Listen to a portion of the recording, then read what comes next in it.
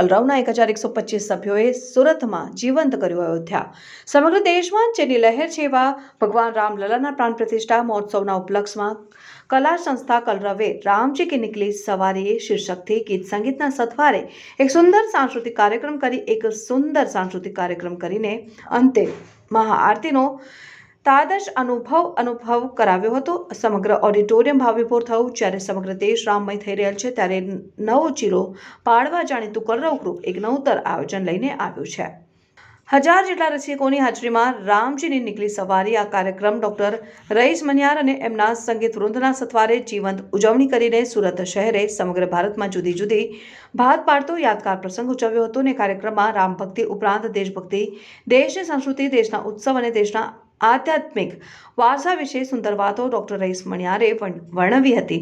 મંચ ઉપર સજાવાયેલા રામ દરબારની પૂજા શ્રી અનિલ અગરવાલ, અંકુર અગરવાલ, શ્રી મહેન્દ્રસિંહ ચૌહાણ, વિજય અને રૂપલ મહેતા અને ડોક્ટર આશીષ નાયક અને શ્રીમતી મોના નાયક અને ડોક્ટર દક્ષેશ ઠાકર જેવા અગ્રણીઓએ કરી હતી અને હાર પહેરાવ્યા હતા।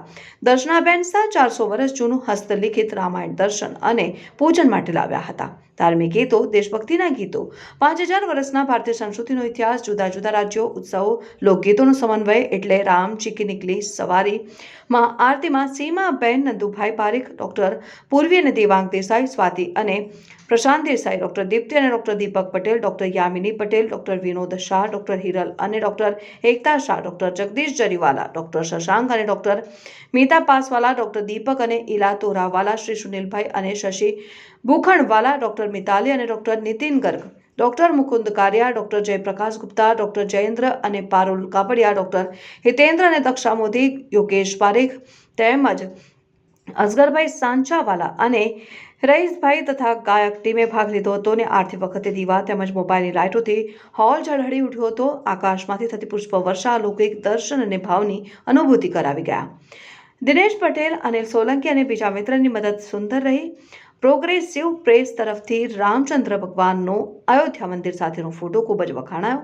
દરેક પ્રેક્ષકોને પ્રસાદમાં નિર્મલ હોસ્પિટલ તરફથી મોતીચૂરના લાડુ તેમજ વિપુલ ગ્રુપ તરફથી જય શ્રી રામના ખેસ તથા સૌ સભ્યોને પારુલબેન કાપડિયા તરફથી દીવા આપવામાં આવ્યા હતા। અને સમગ્ર કાર્યક્રમને રાત દિવસ એક કરીને ડોક્ટર વિનોદ શાહ, નીતિન ગર્ગ અને યોગેશ પારેખ તથા કલરવની સમગ્ર ટીમને સભ્યોએ એક જ અવાજે બિરદાવીને રઈસ મણિયારનું સંચાલન મંત્રમુગ્ધ કર્યું હતું। આમ એક નવતર આયોજન દ્વારા સુરતની કલરવ સંસ્થાએ સમગ્ર ભારતમાં એક નવી પહેલ કરીને સુરતની શાન વધારી। બ્યુરો રિપોર્ટ, તન્ના સમાચાર, સુરત। ગુડ ઇવનિંગ ફ્રેન્ડ્સ, હું ડૉક્ટર નીતિન ગર્ગ, આઈ સર્જન છું। માનવ કલરવ સંસ્થા અમે આજથી 15 વર્ષ પહેલાં શરૂઆત કરી હતી અને હું એનો ફાઉન્ડર મેમ્બર છું।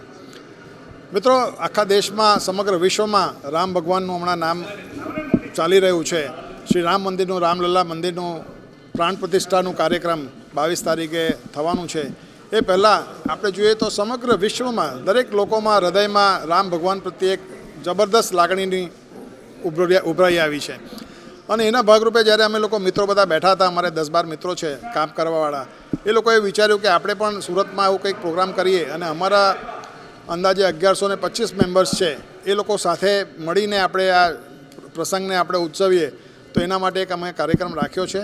ફિલ્મી સંગીતનો આ કાર્યક્રમ છે કે જેની અંદર ભગવાન શ્રી રામ, શ્રી કૃષ્ણ અને બીજા બધા ભગવાનોનું અમે સ્મરણ કરવાના છીએ। અને ફિલ્મી સંગીત જોતે જ ભારતની જે કલા દૃષ્ટિ છે, ભારતની સંસ્કૃતિ છે, એને અમે આજે યાદ કરવાના છે।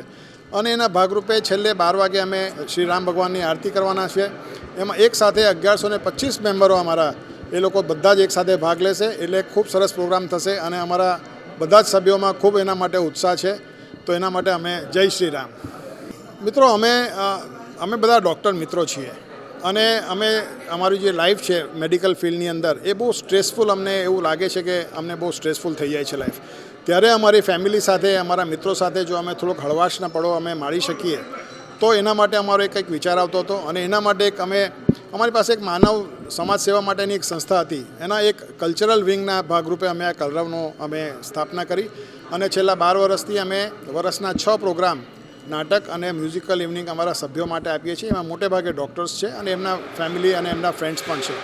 અને અમે સાથે મળીને અંદાજે પહેલાં અમે ગાંધી સ્મૃતિમાં કરતા હતા, હવે ગાંધી સ્મૃતિ જ્યારથી બંધ થયું છે ત્યારથી અમે આ આ પ્રોગ્રામ અહીંયા કરીએ છીએ સંજીવ કુમાર ઓડિટોરિયમમાં, અને બધા જ અમે 1100 મેમ્બર્સ સાથે ભાગ લઈને અને એને માણીએ છીએ. કદાચ સાઉથ ગુજરાતની એક જ સંસ્થા એવી હશે કલ્ચરલ વિંગ કે જેમાં આટલા બધા સભ્યો છે.